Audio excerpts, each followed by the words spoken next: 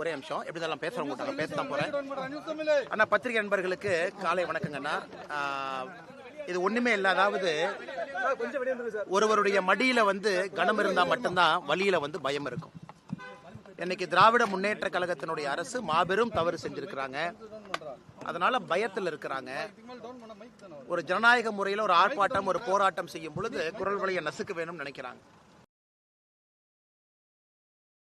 காவல்துறைக்கு இதுதான் வேலையா? கிட்டத்தட்ட தமிழ்நாடு முழுவதுமே ஒரு 6000-7000 பேர்த்து டிப்ளாய் பண்ணி ஒரு இடத்துலயும் செய்யறாங்க. அதனால இன்னைக்கு தடுக்கட்டும். அடுத்த ஆர்ப்பாட்டம் தேதி சொல்லாம நடக்கும். அது 22ஆம் தேதி நடக்கலாம், எப்ப வேணாலும் நடக்கலாம். எதை வேண்டுமானாலும் முற்றுகை செய்வோம். அது முதலமைச்சருடைய வீடாக இருக்கலாம், டாஸ்மார்க் அலுவலகம். ஏன்னா எங்களை பொறுத்தவரை முதலமைச்சர் சம்பந்தப்பட்டிருக்கிறாங்க. அவரும் இதுல குற்றவாளி தான். அவர் தப்பிச்சு போக முடியாது. ஏன்னா அவருடைய அமைச்சரவை அவருடைய கண்காணிப்பில் இருக்கு. ஒரு அமைச்சருக்கு அளவுக்கு அதிகமாக பாசத்தை காட்டியிருக்கிறாங்க. அதனால எங்களை பொறுத்தவரை அடுத்த ஆர்ப்பாட்டம் தொடர்ந்து நடந்து கொண்டே இருக்கும். ஆனா தேதி சொல்ல மாட்டேன். காவல்துறைக்கு மரியாதை கொடுத்து தேதி சொல்லியிருந்தோம். அவங்க இந்த மாதிரி பிஹேவ் பண்றாங்கன்னா ஒரு அரசியல் கட்சியா நாங்களும் வேற ஸ்டைல்ல பண்ணறோம். சார் இப்ப பாஜக நிர்வாகிகளை தொடர்ச்சியா கலந்து கைது பண்ணிட்டு இருக்காங்க சார். தடுப்பு காவல்ல கைது பண்ணிட்டு இருக்காங்க. இப்ப அடுத்து உங்களையும் பண்றதுக்கான நடவடிக்கைகள் இறங்கி இருக்கு. அதெல்லாம் பண்ணிட்டுங்கண்ணா. கைது பண்றது அவங்க கிட்ட பயம் இருக்கு. நான் பேசக்கூடாது. பேசினா பல விஷயங்கள் வெளியே வரும். ஸோ அந்த ஆர்ப்பாட்டத்துக்கு போகக்கூடாது. காவல்துறை என்ன வேண்டுமானாலும் முயற்சி. நான் தான் சொல்லிட்டேன் பாருங்கண்ணே. அடுத்த ஆர்ப்பாட்டம் தேதி சொல்லாம நடத்தும். அது 22ஆம் தேதியாவும் இருக்கலாம், வேற தேதியாவும் இருக்கலாம், யாரு வீடாவும் இருக்கலாம். எங்களை பொறுத்தவரை இந்த டாஸ்மார்க் ஊழல்ல யார் குற்றவாளிகள் என்று நாங்கள் கருதுகின்றோமோ முதலமைச்சர் உட்பட எல்லோரையும் ஜனநாயக முறையில முற்றுகை செய்வதற்கு எங்களுக்கு உரிமை இருக்கு. அதனால நாங்க நிச்சயமா செய்வோம். டாஸ்மாக் ஊழல்ல ஈடி சொன்னது 1000 கோடி முறைகேடுன்னு சொன்னாங்க. அது மட்டும் தான் இருக்குன்னு நினைக்கிறீங்களா? அதை விட அதிகமான ஊழல் நடந்திருக்குன்னு நினைக்கிறீங்களா? அண்ணே 1000 கோடி ரூபாய்க்கு மேலைங்கண்ணா. ஈடியினுடைய ஆரம்பகால ECR அடிப்படையில் அவங்க ரைடு நடத்தி சொல்லியிருக்கிறாங்கன்னா இன்னும் நீங்க பொறுத்திருந்து பாருங்க. இது தமிழ்நாட்டினுடைய அரசியலை உலுக்குவது மட்டுமல்ல, தமிழ்நாட்டில் நல்ல அரசியலை கொண்டு வருவதற்கு பாரதிய ஜனதா கட்சி முன்னெடுத்திருக்கக்கூடிய இந்த ஆர்ப்பாட்டம் நிச்சயமாக தமிழ்நாட்டில் நல்ல ஒரு அரசியலை கொண்டு வருவதற்கு ஒரு அச்சாணியாக அமையும் என்பதிலே முழு நம்பிக்கை எனக்கு இருக்கு. இந்த அமலாக்கத்துறையுடைய அறிக்கைக்கு முன்பு அண்ணாமலை அவர்கள் 1000 கோடி முறைகேடுன்னு அவருக்கு எப்படி தெரியும்? அமலாக்கத்துறை அறிக்கை வரது அவருக்கு எப்படி தெரியும்? செந்தில் பாலாஜி உங்களுடைய ஃபெடரல் புதிய தலைமுறை ஒரு ஆங்கில பத்திரிகை நடத்துறாங்க, பேரு ஃபெடரல். அதுல என் மகாலிங்கம் எப்ப 1000 கோடி எழுதியிருக்காருன்னு பாருங்க. ஜூனியருடன் பத்திரிகை என்ன எழுதியிருக்கு பாருங்க. மீடியால எத்தனை முறை நீங்க 1000 கோடி போட்டீங்க தெரியும். ஒரு அதிகாரி ரைடு பண்றாங்க, உங்க மீடியால எவ்வளவு இன்ஃபர்மேஷன் வச்சிருக்கீங்க. நான் உங்களுக்கு மீடியாவுடைய பேரை சொல்லி ஜெர்னலிஸ்டோட பேரை சொல்லி நான் சொல்றேன். எத்தனை பேர் 1000 கோடி போட்டிருக்காங்க? 1000 கோடி ரூபாய்க்கு மேல. இன்ஃபேக்ட் எனக்கு இது 40,000 கோடி ரூபாய் இருக்கும் என்பது என்னுடைய அனுமானம். என்னோட கால்குலேஷன் படி மொத்த பாரையும் அவங்க வாங்கக்கூடிய மொத்த சரக்கு சேல்ஸையும் கால்குலேட் பண்ணா 40,000 கோடி ரூபாய் தாண்டணும். ஆனா நான் ஒரு பொறுப்பான ஒரு பதவியில் இருக்கேன். அதனால இன்னைக்கு ஈடி என்ன சொல்லியிருக்காங்களோ அதை வச்சு நான் போறேன் 1000 கோடி ரூபாய்க்கு மேலே. பட் என்னை பொறுத்தவரை இது டிப் ஆஃப் அன் ஐஸ்பர்க், ஒரு சின்ன துரும்பு தான் அந்த 1000 கோடி என்பது. ஏன்னா அந்த அளவுக்கு திராவிட முன்னேற்ற கழகம் இதை வச்சு 2024 லோக்சபாவையே சாராய காசை வச்சு தான் நடத்தியிருக்காங்க. டாஸ்மாக்னுடைய பணத்தை வைத்து தான் 2024 பாராளுமன்ற தேர்தல் முழுவதும் திராவிட முன்னேற்ற கழகம் நடத்தியிருக்கிறாங்க. 2026 சட்டமன்ற தேர்தலையும் டாஸ்மாக் வச்சு நடத்துறதுக்காக களத்தில் இருக்கிறாங்க. சட்ட ரீதியாக எதிர்கொள்வோம். எந்த விதமான ஊழல் நடைபெறுவது செந்தில் பாலாஜி சொல்லட்டுங்க. அவங்க சொல்லிட்டு செந்தில் பாலாஜி என்ன உத்தமரானே. இன்னைக்கு இந்தியாலே one of the most fraud politician number 1ல இருந்து போட்டீங்கன்னா நம்பர் 1 அவர். இன்னைக்கு சுப்ரீம் கோர்ட்டினுடைய நீதிபதி கேட்கறாங்க, நீங்க எல்லாம் அமைச்சரா தொடருக்கு தார்மீக உரிமை இருக்கான்னு கேட்கறாங்க. இன்னைக்கு இவங்க எல்லாம் முன்னாடி காந்தியவாதி போல வேஷம் போடுறாங்க. இவங்க நல்லவங்க, கர்ம வீரர் காமராஜர் கேபினெட்ல சர்வ் பண்ணவங்க. ஒரு ஊழல் கேபினெட்ல தலையிலிருந்து கால் வரை ஊழல் ஆட்சி மட்டும் நடைபெறக்கூடிய திராவிட முன்னேற்ற கழகத்தினுடைய ஆட்சியில ஒரு ஊழல் பேர்வழி சாராய அமைச்சர். அவர் சொல்வதில் எங்க இருக்கு? அந்த சார்ஜ் ஷீட் போட்டு பாருங்க. சுப்ரீம் கோர்ட் 1.5 வருஷம் ஜெயிலில் இருந்தவர் டிரான்ஸ்போர்ட் ஸ்கேம்ல. எத்தனை முறை பெயில் டினை ஆச்சு. ஒரு முறையும் சுப்ரீம் கோர்ட் என்ன சொன்னாங்க? அதனால இவர் சொல்வதெல்லாம் நாம் இன்னைக்கு ஒரு சத்திய வாக்கு வேத வாக்கு எடுத்துக்கிட்டாங்கன்னா அப்புறம் சத்தியத்துக்கும் நேர்மைக்கும் என்னங்க நான் நம்பிக்கை? நான் சொல்வது முதலமைச்சர் சம்பந்தப்பட்டிருக்கிறாங்க.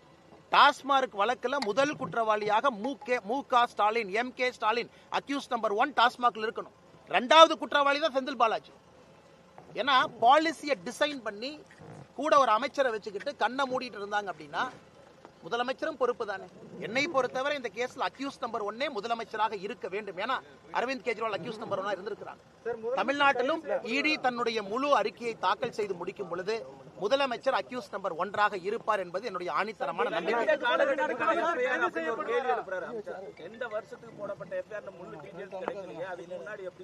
அண்ணே ஒரு நிமிஷங்கண்ணே. இன்னைக்கு பத்திரிகை நண்பர் நீங்கண்ணே எங்கூட நீங்க வாங்க, எந்த பக்கம் வேணாலும் ஒரு FL5 லைசன்ஸ் இருக்கக்கூடிய ஒரு பாரோ டாஸ்மார்க்கோ எங்க வேணாலும் வந்து பாருங்க. சாதாரண மனிதன் கண்ணுல பார்த்தாவே அது தெரியும். இது வந்து 2023 போடப்பட்டதா, 24 போடப்பட்டதா, 25 போடப்பட்டதான் முக்கியம் இல்லை. இந்த முழு டாஸ்மார்க்கை இந்த அளவுக்கு மாற்றி இருப்பது திராவிட முன்னேற்ற கழகம் ஆட்சி 2021 மேக்கு பிறகு. அதான் இடி அறிக்கையில வந்து மிக தெளிவாக சொல்லியிருக்கின்றார்கள், 3 கேட்டகரி FIR கம்பைன் பண்ணி ECIR போட்டிருக்கோம் அப்படின்னு. ஏன் குற்றம் சாட்டப்பட்ட பிறகு இவங்களுக்கு கொடுக்கத்தானே போறாங்க. செந்தில் பாலாஜி அக்யூஸ்ட் ஆன பின்னாடி இடி காப்பி கொடுக்கத்தானே போகுது.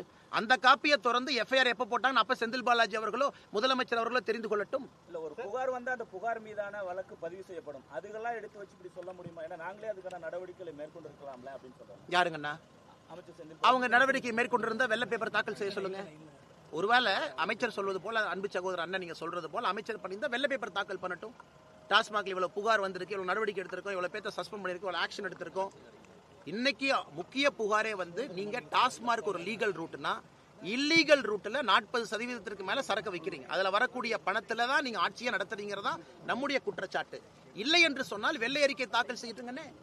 48% ஐயா வந்துடுறேங்க ஐயா. 48% டாஸ்மாக் வளர்ச்சிங்க. நான் திமுக வந்த பிறகு 33,000 கோடியிலிருந்து 52,000 கோடி. தமிழ்நாட்டில் ஏதாச்சும் ஒரு அரசு நிறுவனம் தனிப்பட்ட நபருடைய சொத்து 48% யாருக்காச்சும் உயர்ந்திருக்கானா? ஆனா முதலமைச்சர் கைது செய்யப்பட வாய்ப்பு இருக்கா? எனக்கு தெரியாதுங்கண்ணா. என்னை பொறுத்தவரை முதலமைச்சர் இதுல குற்றவாளிங்கண்ணா. ஏன்னா அவருடைய கண் பார்வைக்கீழ தான் நடந்திருக்கு. பாரதிய ஜனதா கட்சியினுடைய குரல் வழியை நசிக்க வேண்டும் என்று முதலமைச்சர் நினைக்கிறார்னா அவருக்கு பயம், அவருக்கு எங்கேயோ பயம், அவர் வீட்டுக்குள்ள பயம். அதைத்தான் நான் சொல்லுவாங்கன்னா, அதிகாரப்பூர்வமாக நான் சொல்ல முடியாது, என்னோட யூகம் இது. முதலமைச்சருடைய நடவடிக்கை பிஹேவியர் ருப்பி சிம்பல்ல இருந்து எதற்காக இத்தனை ஆரம்பிக்கணும்? எதற்காக கடந்த ஒரு மாத காலமாக பதட்டத்தில் இவ்வளவு வேலை செய்யறாரு? இவ்வளவு பயந்து போய் என் முதலமைச்சர் இருக்கணும். அதை பார்க்கும் பொழுது தெல்ல தெளிவாக தெரிகிறது முதலமைச்சருக்கு இதுல நேரடி சம்பந்தம் இருக்கு. பாஜக அரசு ஈடியை பயன்படுத்தி நடவடிக்கை எடுத்தது போல தமிழ்நாட்டில் பயன்படுத்த திமுக அமைச்சர்கள் சொல்றாங்க. ஆனா ஒரு நிமிஷம், ஈடிக்கு வந்து பார்லிமெண்ட் கொடுத்த பவர்ஸ் இருக்கு, சட்டத்தின்படி ஈடிக்கு பவர்ஸ் இருக்கு. இந்தியாவில் எங்க வேணாலும் ஆபரேட் பண்ணலாம். They have law behind themselves. கணக்கு அவங்களுக்கு சட்டம் இருக்கு. அதை தடுப்பதற்கு இவங்களுக்கு என்ன ரைட் இருக்கு? அப்ப அதே நான் டிவிஎஸ்சிக்கு சொல்லாமே. டிவிஎஸ்சி மாநில அரசு கீழே இருக்கிறாங்க. டிவிஎஸ்சி வச்சு நீங்க மற்ற கட்சி நண்பர்கள் நசுக்கிறீங்க நாங்க சொல்லாமல்ல. அது பாயிண்ட் இல்லைண்ணே. அவங்க நடவடிக்கை எடுக்கிறாங்க, கோர்ட்டுக்கு போங்க, அரெஸ்ட் பண்ணா பெயிலுக்கு போங்க, ஜாமீனுக்கு போங்க. அதை வைத்து கோர்ட்டு நியாயம் சொல்லட்டும். ஈடியே வரக்கூடாதுன்னு சொன்னா எந்த விதத்தில் நியாயங்கண்ணா? அது ரொம்ப வெயில் இருக்கு அண்ணா. எனக்கு அதை பத்தி தெரியாதுங்கண்ணா. டெல்லியை விட மோசமான சூழல் தமிழ்நாட்டில் இருக்குன்னு நான் சொல்றேன். டெல்லி நடப்பது தமிழ்நாட்டில் நடக்குமா என்று சொல்வதை விட டெல்லியை விட தமிழகத்துல சூழல் மிக மிக மோசமா இருக்கு. அசெம்பிளி நடக்கிறதுக்கு முன்னாடி இந்த தெலுங்கானா அப்புறம் தமிழ்நாடு இப்படி வரிசையா வர்றதை எப்படி பாக்குறீங்க சார்? வரிசையா வர்றதை நான் பாக்கலீங்கன்னா இவங்க தவறு செஞ்சிருக்கிறாங்க, நடவடிக்கை எடுத்துட்டு இருக்காங்க. வரிசையா வர்றாங்கன்னு சொல்ல மாட்டோம். இங்க எங்கேயா இருந்தாலும் கூட உச்சநீதிமன்றத்தினுடைய தீர்ப்பை நான் சுட்டிக்காட்ட விரும்புறது. கவிதா அவர்களாக இருக்கட்டும், அரவிந்த் கெஜ்ரிவாலாக இருக்கட்டும், தமிழ்நாட்டில் யாரு கைது செய்யப்பட்டாலும் அவர்களாக இருக்கட்டும், தவறு செஞ்சிருக்கிறாங்க, நடவடிக்கை எடுக்கிறாங்க. அசெம்பிளியை டைவர்ட் பண்றதுக்காக அவசர அவசரமா ரிலீஸ் பண்ணதாட்டு இவங்க பண்ண பட்ஜெட் டிராமா, சிம்பிள் டிராமா எல்லாமே ஈடியினுடைய ரைடை டைவர்ட் பண்றதுக்காகத்தான் இவங்க பண்றாங்க. நான் குற்றச்சாட்டு வைக்கிறேங்கன்னா, இவங்க பண்ண அந்த ஒரு மாசமா பண்ண டிராமாவே ஈடியினுடைய ரைடை டைவர்ட் பண்றதுக்கு தான் இவங்க இந்த டிராமா பண்ணிருக்காங்க. தலைவா நான் முன்னாடி போறேன், எல்லாம் டீ சாப்பிட்டு வாங்க.